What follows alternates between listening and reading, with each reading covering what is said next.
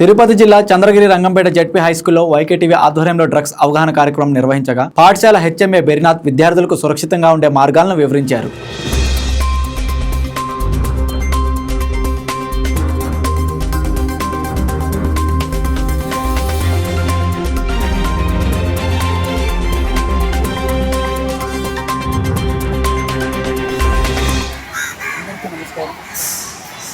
Welcome to వైకేటీవీ.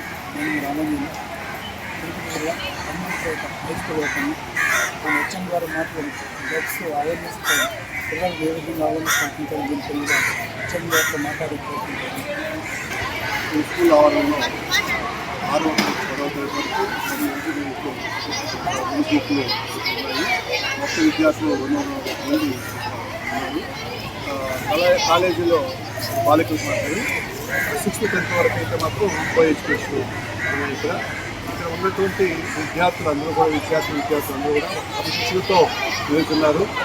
ఈ యొక్క drugs విషయం అసలు మత్తు పదార్థాలకు సంబంధించి ఎటువంటి ప్రభావం ఈ స్కూల్లో లేదు అని మేము గట్టిగా నమ్ముతున్నాము.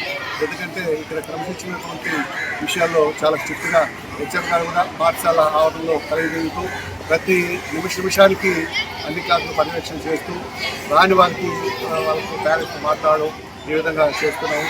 ఇక్కడ పాఠశాల ఆవరణం బయట కూడా ఎక్కడ కానీ అంగులు కూడా కానీ కట్టివ్వకుండా వాళ్ళు ఏదైనా కూడా అట్లీస్ట్ అమ్మేటప్పుడు ప్రయత్నం చేసినప్పుడు వాళ్ళు ఏమవుతున్నారు అనే విషయంపై కూడా గట్టి నిఘా ఇక్కడ మీరు ఉన్నంత వరకు స్కూల్ ఉన్నంత వరకు మాత్రం పిల్లలు ఆ తర్వాత వెళ్ళిన తర్వాత పేరెంట్స్ బాధ్యత అలాంటి పేరెంట్స్ బాధ్యత చూస్తే వాళ్ళకి ఫ్రెండ్స్ వాళ్ళు సార్ ఈ విషయంలో ఒక్కసారి వాడు ఇంటి దగ్గర కానీ ఎక్కడైనా కానీ అటువంటి పదార్థాలకు బానిస అయితే ఖచ్చితంగా దాని ప్రభావం స్కూల్లో వచ్చినప్పుడు కూడా వారి యొక్క ప్రవర్తన మార్పులు ఉంటుంది. అటువంటి మార్పులు ఏమీ మనకి కనిపించలేదు. ప్రతి విద్యార్థి కూడా నార్మల్గానే ఉంటున్నాడు. కాబట్టి అటువంటి అనుమానం అయితే మాత్రం ఏ విద్యార్థి వాడుతున్నాడు అనేసి మాకు ఎప్పుడు కూడా రాలేదు. వస్తే మాత్రం ఖచ్చితంగా నిన్న కూడా ప్రతిజ్ఞ చేయించాము. ఆ యొక్క భారత ప్రభుత్వం యొక్క సూచన మేరకు మన యొక్క కలెక్టర్ గారి యొక్క సూచన మేరకు మన ప్రభుత్వం ఏ విధంగా దీనిపైన ఎంత నిఘా పెట్టున్నది, ఎంత కఠినమైన చర్యలు తీసుకుంటుంది, ఎవరైనా కానీ దీనికి బానిస అయితే అనే విషయాలంతా ఎక్కువగా చెప్పడం జరిగింది. ఈరోజు మార్నింగ్ కూడా మళ్ళీ ఒక్కసారి కూడా నేను హెడ్ మాస్టర్ గారు మీటింగ్కి వెళ్ళారు. ఆయన లేఖనే ఉపాధ్యాయులతో ఈ ప్రతిజ్ఞ చేయించాము.